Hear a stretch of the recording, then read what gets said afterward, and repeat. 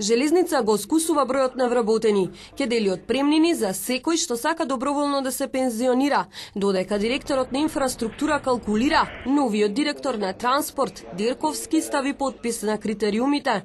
Вработените збунети, но во рок од 15 дена треба да се изјаснат. Највисоката отпремнина се 22 плати за оние кои имаат уште 5 или повеќе години до пензија, но условите се нејасни, во нив стои. Работник кој има до 1 година возраст до исполнување на услов за пензионирање со раскинување на договор со спогодба нема да се земе во предвид за исплата на парични средства.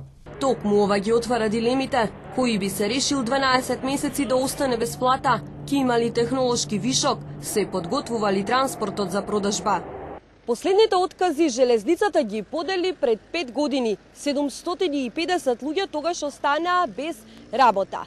Но сликите од штрајковите и солзите на оние што останаа без работа не се забораваат. Тогаш отказите се објаснуваат дека се само еден чекор за подобрување на состојбите, но трансформацијата се сведе само на отпуштања, направени без анализа кои не ја подобрија состојбата.